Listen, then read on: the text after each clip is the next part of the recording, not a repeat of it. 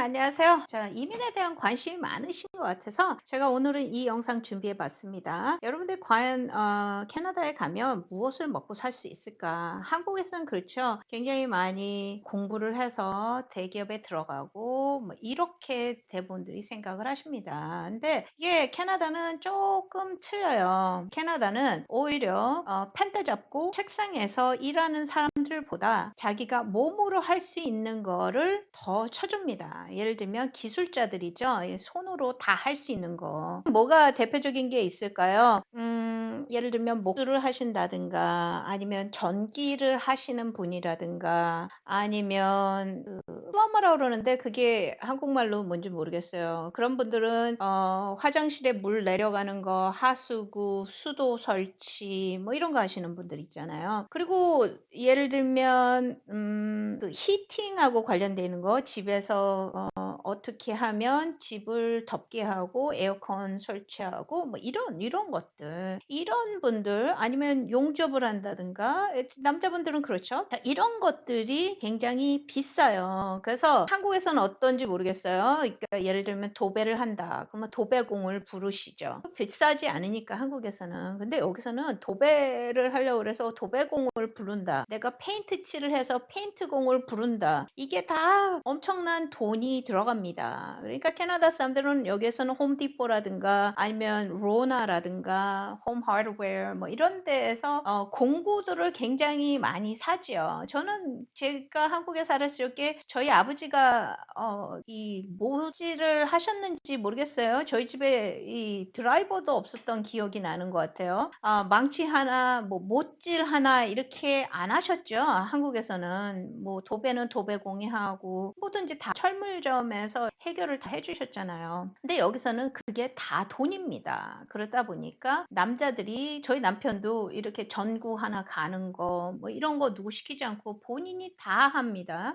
그래서 여러분들이 전문 기술이 있으시다. 예를 들면 전기 쪽으로 전기 배선하는 거 이런 걸로 라이센스가 있으신 분이다. 아니면 나는 타일을 잘한다. 나는 목수다. 카펜터라고 그러는데 그런 기술이 있으신 분들이 캐나다에 오시게 되면 대우를 굉장히 잘 받아요. 그리고 비쌉니다. 그런 서비스 자체가. 제가 한 예를 드릴게요.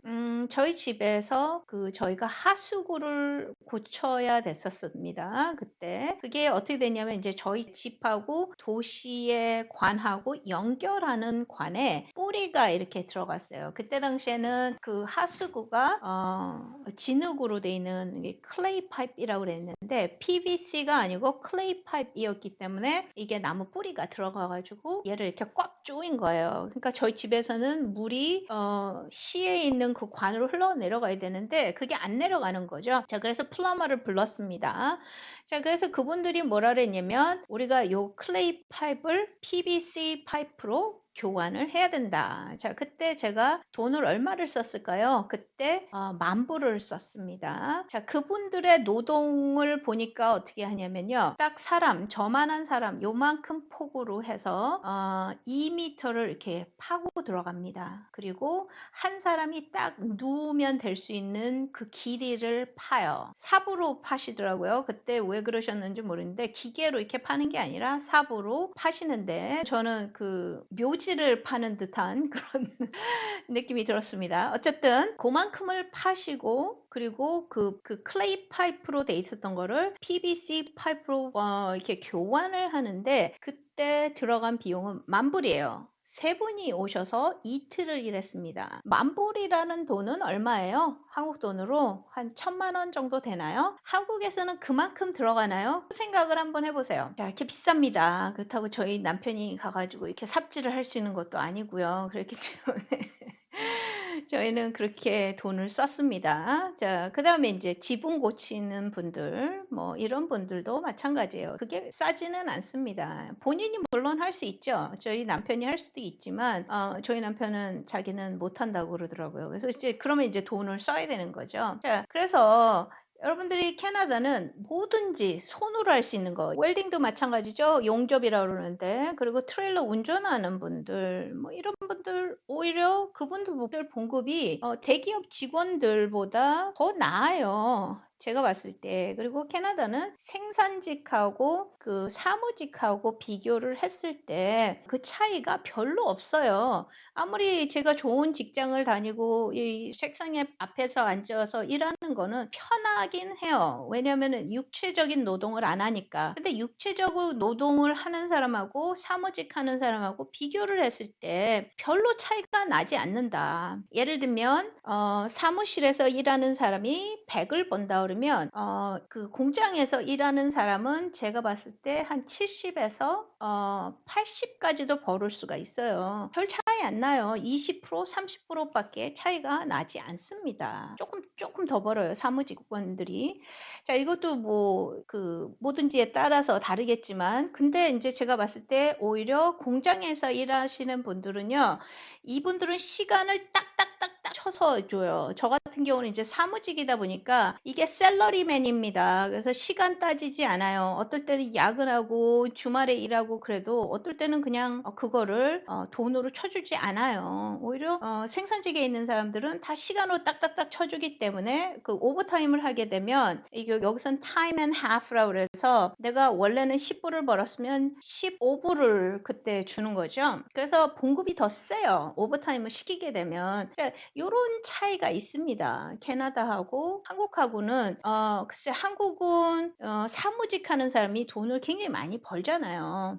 그리고 대우도 조금 받고 그렇지만 육체적으로 노동을 하는 사람 한국은 조금 뭐랄까 천대시한다 그래야 되나요? 좀 그런 게 있는데 여기서는 그렇지 않습니다. 뭐 여기서 옷에다 페인트 묻히고 댕기고 뭐 이런 사람들이 오히려 돈을 더 잘 법니다. 제 친구를 얘기를 해 드리면 제 친구한테 물어봤어요. 그 친구는 굉장히 잘 살아요. 예를 들면 집도 있고 그리고 별장도 있고 별장도 놀러 가 보면 와 어마어마하죠.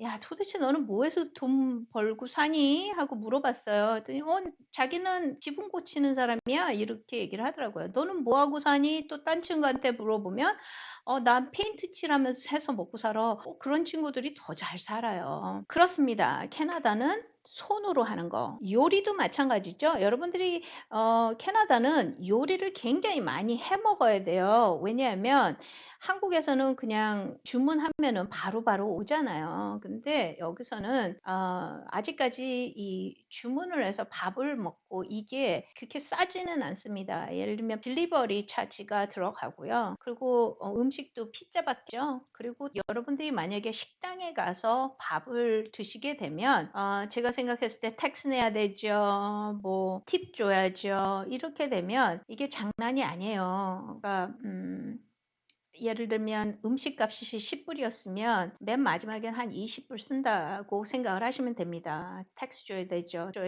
뭐 해야 되죠. 저는 이렇게 생각을 하시면 캐나다는 맞습니다. 그러다 보니까 사람들이 원재료값은 싸기 때문에 거의 다 집에서 많이 해 먹어요. 그래서 저희도 집에서 많이 해 먹는 편입니다. 자, 그리고 이제 여자분들이 궁금해하실 것 같아요. 도대체 나는 무엇을 할까? 미용 기술 괜찮습니다. 미용도 괜찮고요. 예를 들면 손 이거 네일 아트 하시는 분, 뭐 이런 분도 괜찮고요. 제가 생각했을 때 바느질 하셔가지고 뭐 세탁소를 운영을 하신다든가 아니면 꽃꽂이 같은 것도 괜찮아요. 저 같은 경우는 이제 한국에서 꽃꽂이를 그냥 취미로 했습니다. 근데 그게 그렇게 캐나다에서 잘 쓰여질지라고는 생각을 못 했어요. 한 예를 드릴게요. 제가 이제 결혼식을 하는데 그때 부케를 만드는데 막 국화 막 이런 거 넣어 가지고 부케를 만듭니다. 야, 저는 충격적이었어요. 한국 사람 입장에서는 국화는 이게 장례식에서 쓰는 꽃이기 때문에 나는 국화는 절대 안 돼. 그래서 제가 장미 30송이로 부케를 만들면 얼마냐 물어봤습니다. 그랬더니 300불을 달라 그러더라고요. 한국 300불이면 한국 돈은 얼마야? 한 30만 원? 제가 만약에 장미는 한 송이에 그때 당시에 1불 정도 했습니다. 그래서 30송이를 사면 30불이에요. 근데 내가 부케를 꽃집에다 맡겨서 하게 되면 이게 300불이 되는 겁니다. 엄청나죠? 한국은 그렇지 않나요? 예를 들면 꽃값이 2만 원이면 부케는 한 3만 원에 만들어 주고 이러지 않나요? 제가 잘 모르겠는데 어쨌든 제가 한국에 있었을 때는 꽃값에서 뭐 조금 더 받고 이렇게 해 주시는 걸로 알고 있어요. 그랬는데 여기서는 그렇더라고요. 그래서 저는 의외로 한국에서 취미로 배웠던 거로 굉장히 잘 써먹고 있습니다. 제가 어느 분이 엄마가 돌아가셨다 그러면 이제 꽃꽂이를 해서 갖다 주면은요 엄청 좋아합니다. 저의 비용은 한 30불이면은 되는데 꽃집에다 맡겨가지고 하게 되면 한 150불 이렇게 된다고 보시면 됩니다. 그러다 보니까 저는 의외로 이거를 갖다 뭐 직업으로 생각을 하지는 않았지만 꽃꽂이 의뢰가 굉장히 많이 들어와요. 친구들이 무슨 이벤트 있다.